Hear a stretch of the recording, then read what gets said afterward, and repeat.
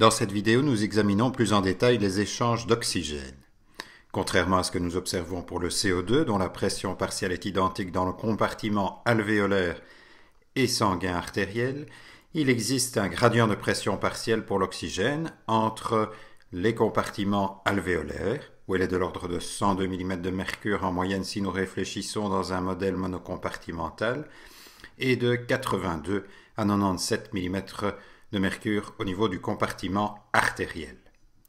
La P(a)O2 chute et le gradient alvéolaire artériel en oxygène augmente avec l'âge. Le gradient est de l'ordre de 5 à 10 mm de mercure chez un sujet jeune, augmentant à 15 à 20 mm de mercure chez un sujet âgé.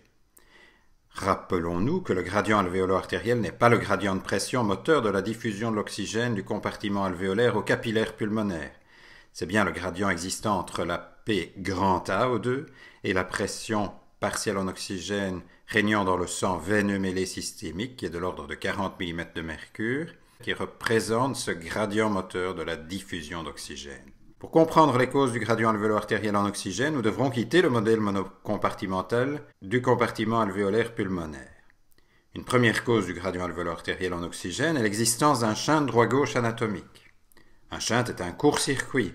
Par shunt droit-gauche, on entend qu'une partie du débit cardiaque véhiculé normalement du cœur droit au cœur gauche passe directement de la circulation veineuse systémique à l'oreillette gauche sans transiter par la circulation pulmonaire et les unités alvéolo-capillaires. Ce sang veineux systémique déoxygéné, présentant une pression partielle en oxygène de l'ordre de 40 mm de mercure et une saturation de l'hémoglobine de l'ordre de 75%, se retrouve au niveau du cœur gauche et donc au niveau artériel systémique sans avoir été réoxygéné. Les structures anatomiques responsables de ce shunt droit-gauche sont les veines bronchiques collectant le sang en provenance des artères bronchiques, qui sont des artères systémiques, et qui irriguent les bronchioles distales. Ces veines se jettent directement dans les veines pulmonaires. Les veines collectant le sang en provenance des voies aériennes plus proximales se jettent quant à elles dans la veine azygos et ne participent donc pas au shunt droit-gauche. Les veines de Tébésius collectant du sang en provenance des artères coronaires irriguant le myocarde, qui s'abouchent directement dans l'oreillette gauche, sont une deuxième structure participant au shunt droit-gauche anatomique qui concerne moins de 5% du débit cardiaque total. La seconde et la plus importante explication au gradient alvéolaire artériel en oxygène trouve son origine dans l'interaction entre trois éléments importants. Premièrement, les inhomogénéités des rapports ventilation-perfusion au sein du poumon et ses conséquences sur la composition de l'air alvéolaire. Deuxièmement, la forme de la courbe de dissociation de l'hémoglobine. Et troisièmement, le fait que l'essentiel de l'oxygène véhiculé dans le compartiment sanguin l'est sous forme liée à l'hémoglobine et non dissoute. Bien comprendre cette seconde explication au gradient alvéolaire artériel en oxygène vous aidera grandement à comprendre également la cause la plus fréquente d'hypoxémie en pathologie respiratoire, qui est elle-même liée à l'augmentation des inhomogénéités des rapports ventilation-perfusion dans le poumon. Comme déjà discuté, chaque unité alvéolo-capillaire a un rapport ventilation-perfusion propre.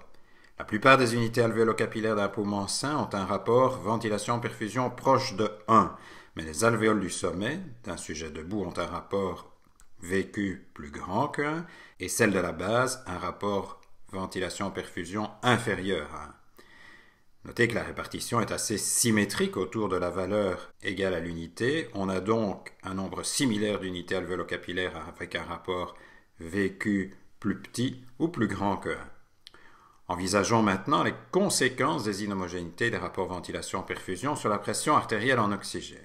Pour le comprendre, nous séparerons artificiellement le poumon en trois zones recevant un débit sanguin identique en postulant une zone A correspondant à des unités alvéolo-capillaires dont le rapport ventilation-perfusion est égal à l'unité.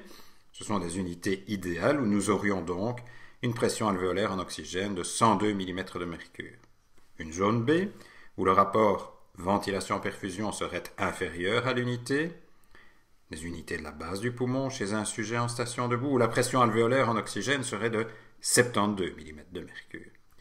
Enfin, une zone C où le rapport ventilation-perfusion serait supérieure à l'unité, unité du sommet du poumon où la pression alvéolaire en oxygène serait de 132 mm de mercure. Dans le sang quittant ces unités alvéolo-capillaires, je retrouverai une pression partielle identique à la pression alvéolaire, la diffusion n'étant pas un facteur limitant des échanges d'oxygène au niveau alvéolo-capillaire. C'est ici qu'intervient la forme de la courbe de dissociation de l'hémoglobine. Le sang retrouvé dans les veines pulmonaires drainant les 3 zones considérées présentera une saturation de l'hémoglobine déterminée par la PO2, car provenant d'une zone où des échanges d'oxygène ont eu lieu, où donc la PO2 a varié de manière importante. Ainsi, en fonction de la P grand AO2 retrouvée dans chaque zone, correspondra dans les veines pulmonaires connectant le sang en provenance de ces 3 zones une pression partielle et une saturation de l'hémoglobine en oxygène à respectivement 98, 94 et 99% qui détermineront elles-mêmes un contenu en oxygène. Dans une zone où le rapport ventilation-perfusion est supérieur à 1, la saturation augmente donc peu par rapport aux zones où le rapport est idéal, égal à 1. A l'inverse, dans les zones où le rapport ventilation-perfusion chute sous l'unité, l'influence sur la saturation est plus nette du fait de la forme de la courbe de dissociation de l'oxyhémoglobine.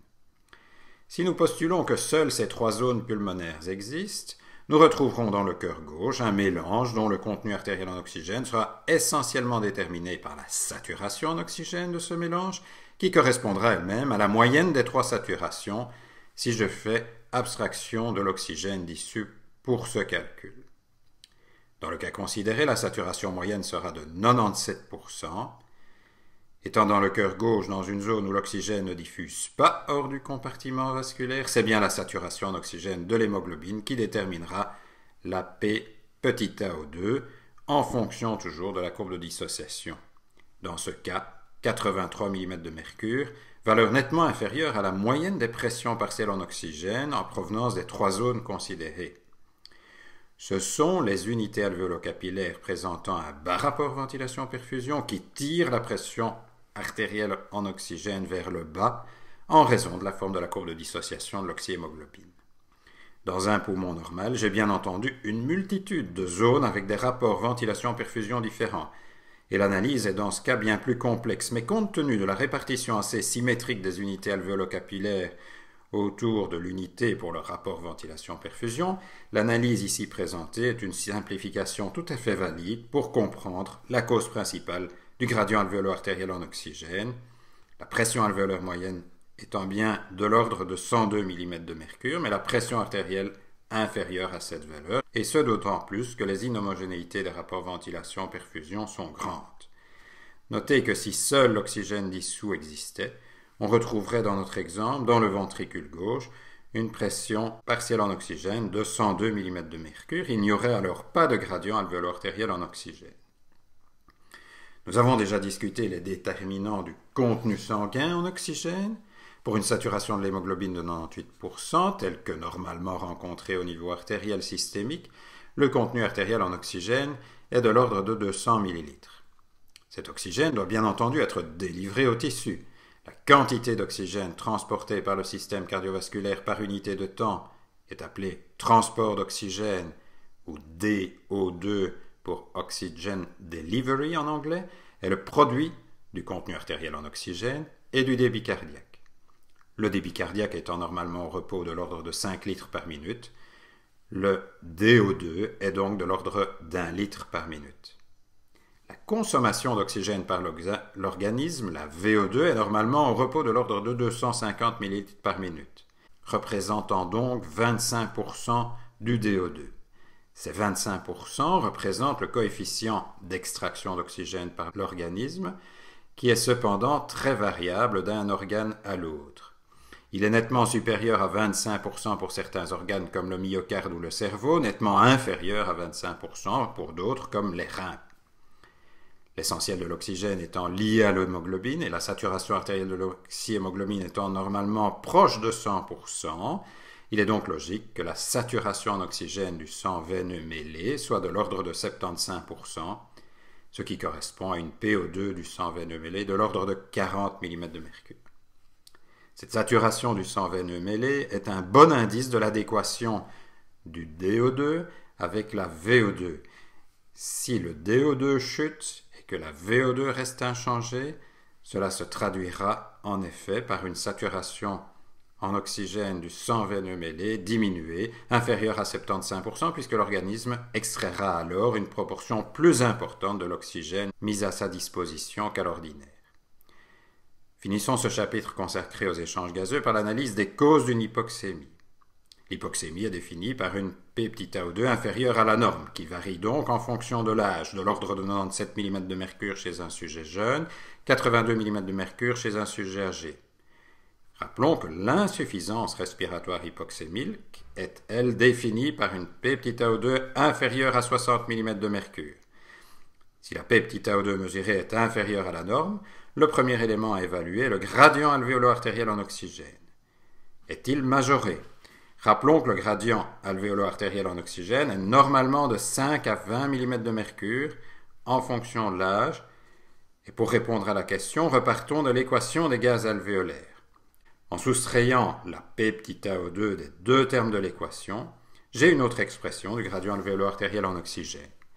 Considérant que le gradient alvéolo-artériel est normalement de 5 à 20 mm de mercure, selon que l'on a affaire à un sujet jeune ou âgé, qu'en Belgique nous pouvons considérer que la pression atmosphérique est de l'ordre de 760 mm de mercure et donc que P grand TO2 est de l'ordre de 150 mm de mercure, et postulant par ailleurs un quotient respiratoire à 0,8, inverse de 1,25, P-tau2 et P-CO2 sont habituellement mesurés simultanément et nous pouvons dire que la somme de la P-tau2 et de la PaCO2 multipliée par un facteur 1,25 doit être supérieure à 130 mm de mercure chez un sujet âgé, 145 mm de mercure chez un sujet jeune.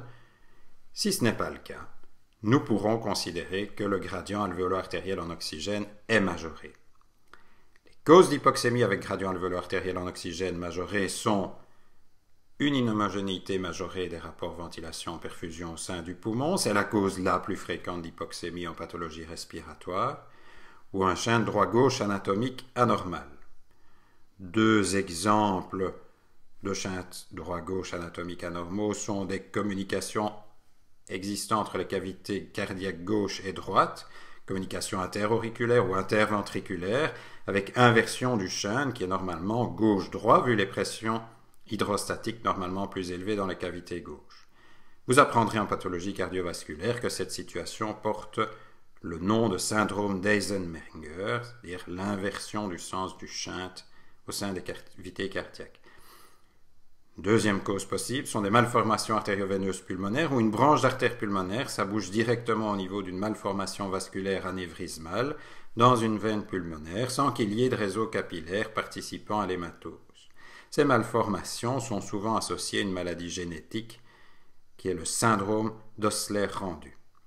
Troisième cause potentielle d'hypoxémie avec gradient alvéolo-artériel en oxygène majoré sont les troubles de la diffusion à travers la membrane alvéolo-capillaire, que celle-ci soit épaissie, comme dans la fibrose pulmonaire idiopathique, ou diminuée en surface par destruction des murs alvéolaires, comme dans l'emphysème.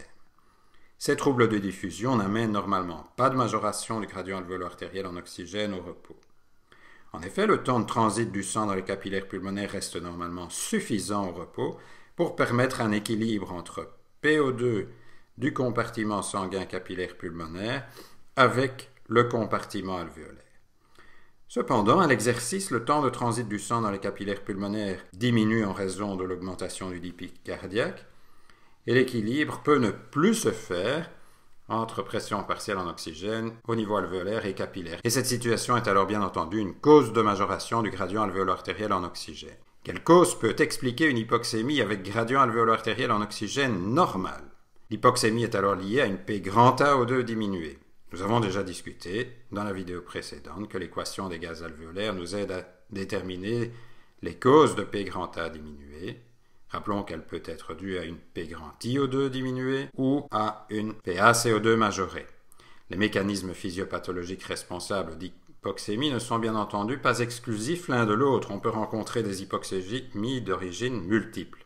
Ainsi, il est fréquent en pathologie respiratoire d'observer des hypoxémies liées à la fois à une hypoventilation alvéolaire et à une majoration des inhomogénéités des rapports ventilation-perfusion au sein du poumon.